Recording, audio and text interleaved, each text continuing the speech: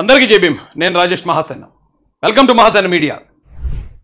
ఈవిడ మాజీ మంత్రి గారు రోజా గారు, మా అభిమాన నటి, చాలా ఇష్టం నాకు ఆవిడంటే.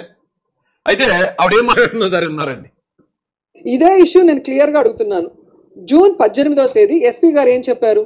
ఇది జగన్మోహన్ రెడ్డి గారి కాన్వాయ్లో కారు కాదు, ఇది ప్రైవేట్ కారు అని కారు నెంబర్తో సహా చెప్పి ఆ కార్ని సీజ్ చేయడం కూడా జరిగింది. ఆ కారు ఎవరిదో కూడా వాళ్ళు చెప్పడం జరిగింది. మరి జూన్ 22కి ఎలా మారింది? అది జగన్మోహన్ రెడ్డి గారి కారు కింద పడిందని ఒక వీడియో ఎక్కడి నుంచి తెచ్చారు? పాపం ఆవిడ చూసినంత తెలివైంది ఏం కాదు, చాలా తెంగరదే. అయితే మీకు ఒక చిన్న ఎగ్జాంపుల్తో చెప్తాను. రోజా గారు అప్పుడు మార్చి 15వ తారీఖు 2019 అనుకుంటా, ఆ రోజున వివేకానంద రెడ్డి గారి మరణం జరిగింది. ఆయన చనిపోయిన రోజు సునీతారెడ్డి గారు, షర్మిలారెడ్డి గారు, జగన్మోహన్ రెడ్డి గారు వాళ్ళందరూ వచ్చి చంద్రబాబు నాయుడే చంపారన్నారు, నారాసుర రక్త చరిత్ర అన్నారు. కానీ కొన్ని రోజులకి సిబిఐ వచ్చి ఈ గూగుల్ టేక్అవుట్లో అవన్నీ తీసి అవినాష్ రెడ్డిని అరెస్ట్ చేశారు. అవినాష్ రెడ్డి గారి తండ్రి భాస్కర్ రెడ్డిని అరెస్ట్ చేశారు. వాళ్ళ వైసీపీకి సంబంధించిన శివశంకర్ రెడ్డిని అరెస్ట్ చేశారు, గంగిరెడ్డిని అరెస్ట్ చేశారు. వాళ్ళందరినీ కూడా తీసుకెళ్లి పక్కన ఇస్తారు. అయితే అవినాష్ రెడ్డి ఒక రోజులో బెయిల్ వచ్చింది, అది మరీ విచిత్రం, వేరే విషయం అనుకోండి. మరి ఇది ఎలా సాధ్యం? రోజా గారు ఫస్ట్ ఏమో మరి చంద్రబాబు నాయుడు గారు చంపారన్నారు కదా, మరి కొన్ని రోజులకి వైఎస్ఆర్ ఫ్యామిలీ ఎందుకు అరెస్ట్ అయింది? ఎందుకంటే మీ చిన్న బుర్రకి అది అర్థం కాదు. ఆధారాలు అనేది ఒకటి ఉంటుందండి, పోలీస్ ఎంక్వైరీ జరుగుతూ ఉంటుంది. ఇప్పుడు ఒక కేసు పెడతారు, ఎవరో వెళ్ళి ఇక రాజేష్ కొట్టాడు అని రోజా గారు కంప్లైంట్ ఇచ్చారు. ఇచ్చిన వెంటనే రాజేష్ రోజా గారిని కొట్టారు అని ఒక ఎఫ్ఐఆర్ వేసేస్తారు. వేసిన తర్వాత ఎక్కడ కొట్టారమ్మా నిన్ను అంటే ఆ పలానా చోట అండి. అప్పుడు అక్కడికి వెళ్ళి ఎంక్వైరీ చేస్తారు. ఎంక్వైరీ చేసి చుట్టూరు చూసిన తర్వాత రాజేష్ కొట్టలేదండి, ఈవిడే నోటుకు వచ్చినట్టు తిట్టిందని ఎంక్వైరీలో తేలింది అనుకోండి, అప్పుడు తిరిగి మీ మీద కేసు కడతారు. ఎంక్వైరీ అనే ప్రాసెస్ ఉంటుందమ్మా. ఇప్పుడు ఫస్ట్ ఓకే ఎస్పీ గారు వచ్చారు, ఎస్పీ గారు వచ్చి రావడం నిజంగా ఒక పాయింట్ అడుగుతానండి, ఒక సింపుల్ లాజిక్. నిజంగానే ఈ కూటమి ప్రభుత్వం జగన్మోహన్ రెడ్డి గారిని ఎలాగని ఇరుకుని పెట్టేయాలి, జగన్మోహన్ రెడ్డి గారి మీద ఎలాగన్నా దుష్ప్రచారం చేసి ఆయన ఎలాగన్నా ఆపేయాలని ఒకవేళ తప్పుడు పని చేయాలని ఆలోచిస్తే సెంగయ్య చనిపోయిన వెంటనే జగన్ కాన్వాయ్ గుద్ది ఒక వ్యక్తి చనిపోయాడని చెప్పి వెంటనే మీకు హెడ్లైన్స్లో వచ్చేసింది. జగన్ కాన్వాయ్ గుద్దేసింది, జగన్ గారి కారే గుద్దేసింది, లేకపోతే జగన్ గారి కాన్వాయ్లో బండి గుద్దేసిందని విపరీతంగా వైరల్, ఆ రోజు వైరల్ అయిపోను. ఇది ఇదే ప్లేస్లో కనుక వైఎస్ఆర్సీపీ ఉంటే అది గుద్దిందా లేదా అనేది తర్వాత ఎంక్వైరీలో అబ్బాయి కాదట, కాన్వాయ్ కాదట అని తెలిసినా కూడా మొత్తం ఇది లోపల ప్రచారం మొత్తం రాష్ట్రం అంతా. నిజంగా జగన్ గారిని బ్యాట్ చేయాలంటే ఆ రోజున ఎస్పీ గారు వచ్చి ఏం చెప్పాలి? జగన్ కాన్వాయ్ గుద్దాం, మనిషి చనిపోయాడు, అర్జెంటుగా దీనికి జగన్ గారికి బాధ్యత ఉంది, మేము ఎంక్వైరీ చేసి కేసు నమోదు చేస్తాం అంటారు.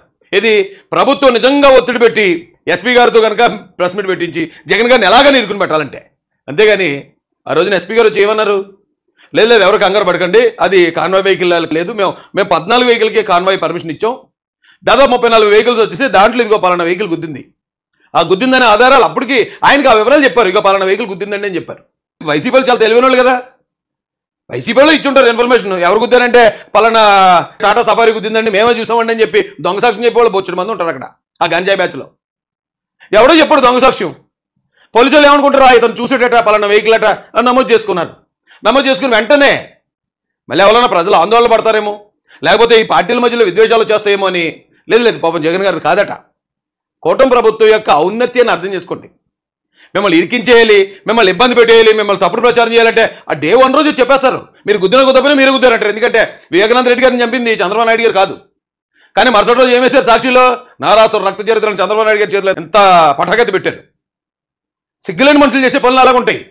కానీ హుందాగలిగిన గవర్నమెంట్ ఏం చేసింది, కూటమి ప్రభుత్వం ఏం చేసింది, పూర్తి ఎంక్వైరీ అయ్యేదాకా జగన్ మీద ఒక్క మాట మాట్లాడలే.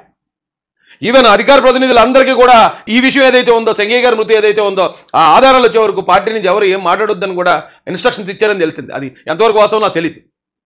మరి నిజంగా మేము తప్పుడు ప్రచారం దుష్ప్రచారం చేయాలంటే ఆ వెంటనే మేము మొదలు పెట్టాలి కదా. చంద్రబాబు నాయుడు గారు ఒకటో సార్లు చెప్తారు, ఆధారాలు లేకుండా ఏమీ మాట్లాడొద్దు మీరు. అది ప్రతిపక్ష నాయకుడి మీద కావచ్చు, జగన్మోహన్ రెడ్డి మీద కావచ్చు, లేదా ప్రతిపక్ష పార్టీకి చెందిన వ్యక్తుల మీద కావచ్చు, ఆధారాలు లేకుండా మనం ఎవరి మీద ఆరోపణలు చేయొద్దు అని చెప్తారు ఆయన. అంత క్రమశిక్షణ కలిగిన పార్టీ ఇది. అది తప్పట మా అక్కకే. అప్పుడు అలా చెప్పాడు కదా టాటా సఫారీ గుద్దిందని, మరి ఇప్పుడు అలా చెప్తాడు అడిగితే కళ్ళు ఎదురుకుంటా వీడియో కనపడినా కూడా అబ్బాయి నేను ముందు ఆ మాట చెప్పాను కాబట్టి టాటా సఫారీ గుద్దింది అనాలి. అప్పుడు వచ్చి కళ్ళ ముందు వీడియో కనిపిస్తుంది, జగన్మోహన్ రెడ్డి గారు బండి ఎక్కేసింది. పాప పెద్ద ఆయన అంటే తరలించేశారు వీళ్ళు, రండి జగన్ గారు వస్తున్నారని డబ్బులు ఇచ్చో మంది ఇచ్చో తరలించారు. అరే జగన్ గారు వస్తున్నారు కదా అని చొత్తు కూర్చున్నారు. అయితే చాలామంది ఇక్కడ గమనించింది ఏంటంటే అండి, ఆ డ్రైవర్ ఉన్నాడు, డ్రైవర్ గుద్దాడు అన్నారు.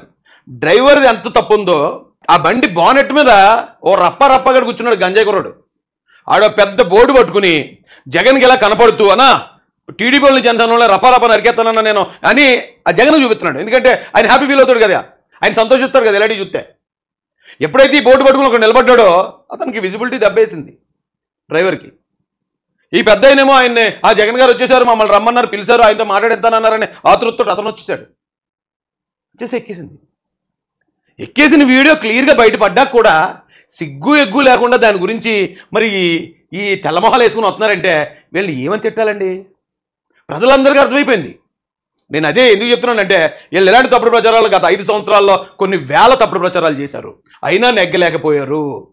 151 సీట్లలో దాదాపుగా 140 సీట్లు కోల్పోయారు, 11 సీట్లకు పరిమితం అయ్యారు.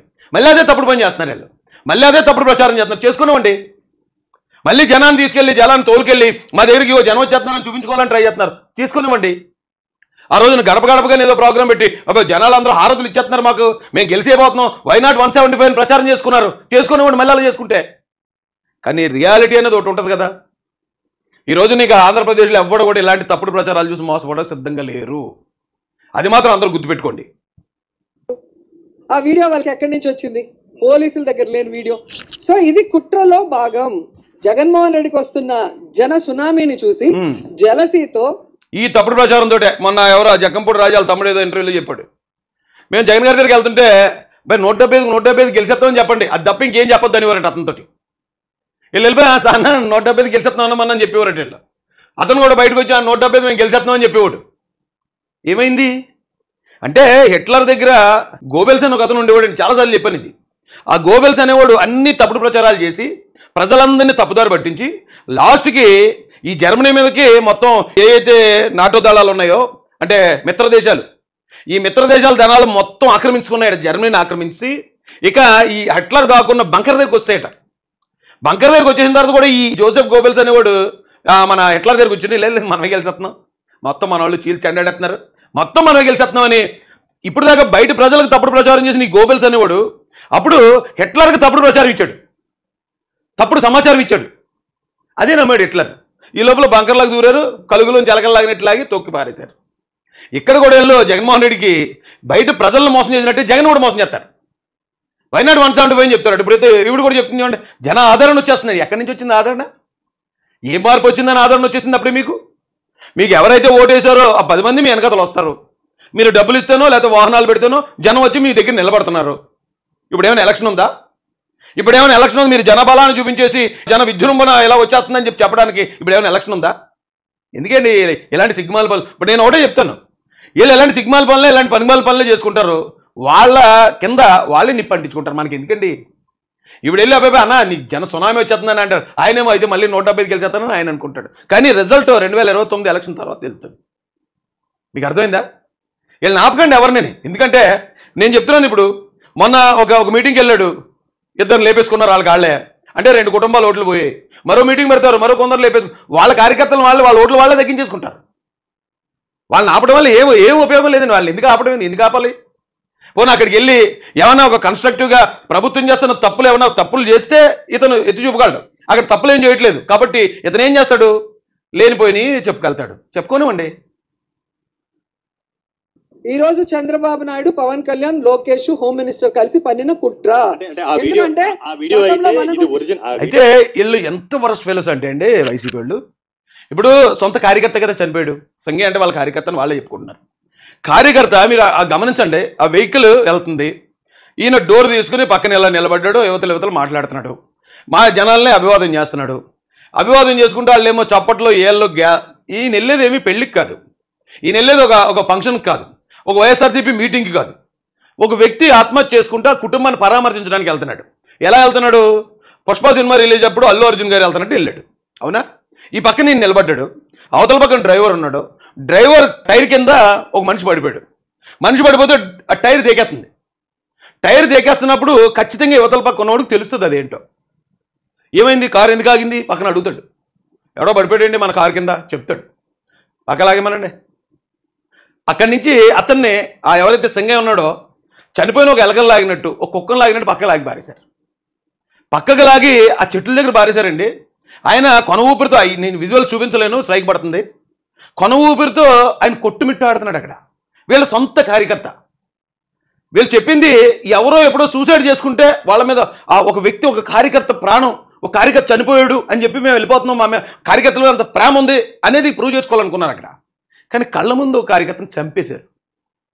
కనీసం ఆయన్ని అలా పక్కకు లాగి పారేయకుండా జగన్మోహన్ రెడ్డి గారు అరే ఎవరో పడిపోయాడని టక్కుమని కిందకి దిగి సంగయ్య గారిని బయటికి తీసి వెంటనే ఒక అంబులెన్స్ రప్పించి ఆయనకి ఫస్ట్ ఎయిడ్ చేయించి హాస్పిటల్ పంపించుంటే ఆయన బతుకును. అయితే ఇక్కడ ఏళ్ళ లక్ష్యం ఏంటి? మనం అక్కడికి వెళ్ళాలి. ఎందుకంటే చనిపోయిన కార్యకర్త కమ్మ కులానికి చెందిన వ్యక్తి, సంవత్సరం క్రితం సూసైడ్ చేసుకున్న వ్యక్తి. సో కమ్మ కులానికి మనం ఇప్పుడు ఏదో సపోర్ట్ ఇచ్చినట్టు ఇచ్చేసి టీడీపీ నుంచి ఎంతోమంది కమ్మలను బయటకు లాక్కోవాలి, ఎంతో కొంతమంది కమ్మల సపోర్ట్ మనం తీసుకోవాలనేది ఆ రోజు జగన్మోహన్ రెడ్డికి ఈ ఐపాక్ టీం ఇచ్చిన స్ట్రాటజీ. సో ఇతని దృష్టి అంతా ఎక్కడుంది? సంవత్సరం క్రితం చనిపోయిన కమ్మ కార్యకర్త మీద ఉంది. అక్కడికి వెళ్తేనే కమ్మలను రెచ్చగొట్టొచ్చు, టీడీపీ నుంచి కమ్మలను దూరం చేయొచ్చు అనే ఏదో రాక్షస ప్రయత్నం అని చెప్పాలి. సాధ్యం అది? అయితే ఈయన ఆలోచన అది ఉంది కాబట్టి ఇక్కడ ఒక మనిషి చనిపోయినా తొక్కించేసిన అతనికి ఇంకా ప్రాణం ఉన్న సరే పక్కన మాటేశారండి. అబ్బాబ్బా, మానవత్వం అనేది లేదండి. ఎందుకంటే ఆ రోజు వివేకానంద రెడ్డి గారి హత్య జరిగినప్పుడు చూసాం, షర్మిల గారి విషయంలోనో లేకపోతే విజయం గారి విషయంలో జగన్ గారి ప్రవర్తన ఏంటో చూసాం. వీళ్ళ గోల్ అంతా ఒక స్ట్రాటజీ, ఒక ప్లానింగ్ ఇస్తారు. ఆ రోజు ఈ ప్లానింగ్ ప్రకారం మీరు వెళ్ళిపోండి, ఏం అడ్డం వచ్చినా ఎంతమంది చచ్చిపోయినా సరే పక్కకు లాగేయండి, శవాలని కుక్కలు లాగినట్టు లాగేయండి. అంటే నా తెలియక అడుగుతాను, జగన్ గారిని అడుగుతున్నాను. సంవత్సరం క్రితం తనకు తానుగా సూసైడ్ చేసుకున్న నాగమల్లేష్కి మీరు విగ్రహం పెట్టించారు, ఆయన విగ్రహావిష్కరణకు మీరు వెళ్ళారు. మరి ఇక్కడే చనిపోయిన ఇద్దరు కార్యకర్తలనే, చనిపోయిన మీ కారు కింద పడిపోయి చనిపోయిన కార్యకర్త కుటుంబాన్ని మీరు ఎందుకు పరామర్శించలేదు? ఎందుకంటే మీ ఫోకస్ అంతా ఇప్పుడు కమ్మ కులస్తుల మీద ఉంది. కమ్మ కులస్తులను ఎలాగైనా దగ్గర చేసుకోవాలి, టీడీపీని దూరం చేసేయాలనే కోణం. ఇక్కడ చనిపోయిందో దళితుడు. దళితుడు అంటే మీకు ఒక జంతువుతో, కుక్కతో సమానం. మీరు సంగయ్యకి మీరు ఏమి విగ్రహం పెట్టించరు, సంగయ్య విగ్రహావిష్కరణకు మీరు ఏమి వెళ్ళరు. పాపం ఇంకొక ఆవిడ అమాయకుడు జయవర్ధన్ రెడ్డి ఏదో అతను కూడా అలాగే చచ్చిపోయాడు ఆ రోజు, అతనికి ఏమి మీరు విగ్రహం పెట్టించరు. కనీసం విగ్రహం పెట్టించకపోతే పెట్టించిపోయారు. మీరు అక్కడే కదా ఉన్నారు. అరే మన కారు కింద ఆయన పడిపోయాడు, ఆ ఫ్యామిలీని పలకరిద్దాం పండి, ఇక వచ్చి సంగతి ఇగో రిబ్బన్ కట్ చేస్తాను ఇక విగ్రహానికి, ఓకే కమ్మల మీద ఏదో ప్రేమ కురిపించేశాను, టీడీపీ నుంచి కమ్మల్ని వైసీపీలోకి వచ్చాము. వాళ్ళు ఏం తెంగరోళ్ళు కాదు, వాళ్ళు నిన్న మొన్న రాజకీయాలు నేర్చుకున్న కులం కాదు కమ్మ కులం అంటే, నిన్న మొన్న రూలింగ్ అనుభవించిన కులం కాదు కమ్మ కులం అంటే. కొన్ని తరాలుగా చూసుకొస్తున్నారు. నీలాంటి వాళ్ళని, మీ నాన్నగారు లాంటి వాళ్ళని, మీ తాతగారు లాంటి వాళ్ళని కూడా చూసిన కులం అది. ఈవేళ మీరు వెళ్ళిపోయి ప్రేమ కురిపించేస్తే ఇక దళితులు అనుకున్నారు రెడ్డి, మీరు ఏం మాట్లాడితే అది నమ్మేసి వచ్చేటానికి. వాళ్ళకి పక్కా రాజకీయం తెలుసు, రాజకీయంలో ఎవడేంటో కూడా తెలుసు వాళ్ళకి. ఏంటంటే అలాంటి చిల్లర ప్లాన్ చేశారేంటి మీరు జగన్ గారు? ఇక్కడ ఈ కార్యకర్తని అంతే గాలి కుదిరేశారు. ఎంత దారుణం అండి. వీళ్ళు ఎవరన్నా సరే, రోజా కానీ, అంబటి రాంబాబు కానీ, జగన్మోహన్ రెడ్డి కానీ, లేకపోతే మరొకడు కానీ సింగయ్య కుటుంబానికి ఇలాగ అన్యాయం జరిగింది, పొరపాటు జరిగింది, ఆ కుటుంబానికి మేము క్షమాపణ చెప్తున్నాం, ఆ కుటుంబాన్ని మేము ఆదుకుంటాం, ఇగో మేము వస్తున్నాం, ఇగో జగన్మోహన్ రెడ్డి గారు వస్తున్నారు మీ కుటుంబం కోసం అనేది ఏమైనా ఉందా? వీళ్ళ డ్రామాలు ఎవరు నమ్ముతారండి ఏపీలో ప్రజలు? ఎందుకు వీళ్ళు మాట్లాడే మాటలు మనం అసలు కౌంటర్ ఎందుకు చెప్పాలి? వీళ్ళని ఎందుకు అడ్డుకోవాలి? అబ్బాయి మీరు అక్కడికి వెళ్ళడానికి కుదరదు అనొద్దండి. ఎందుకంటే వీళ్ళు అక్కడికి వెళ్ళి చేసిన ఏదో పని జస్ట్ అలా ప్రజలకు చూపిస్తే చాలంతే మన పని అయిపోయినట్టే, మనం చేయాలనుకున్న పని అయిపోయినట్టే. ఎందుకంటే జగన్మోహన్ రెడ్డి గారు వస్తున్నారంటే ఆడికి గంజాయి కొట్టిన కుర్రాళ్ళు వస్తారు, ఏదో పెంట చేసుకుంటారు, గొడవ వాళ్ళ కొట్టుకుంటారు, వాళ్ళ హెలికాప్టర్ నాళ్ళే రెక్కలు ఇచ్చేసుకుంటారు. అది మనం బయటకు చూపితే చాలు, ఇది తాగుబోతులు, లేకపోతే ఇక్కడ ఇలాంటి వాళ్ళు వెళ్ళారు, ఇలా గొడవలు పడే వాళ్ళు వెళ్ళారు, ఇక ఇలా చేస్తున్నారు వీళ్ళు, అంతే. ప్రజలందరూ గమనిస్తారు. మనం గడిచిన 5 సంవత్సరాలు అదేగా చేసాం. జగన్మోహన్ రెడ్డి గారు ఏం తప్పులు చేస్తున్నారు ప్రజలకు చెప్పాం, ప్రజలు ఇవ్వాల్సిన తీర్పు ప్రజలు ఇచ్చారు.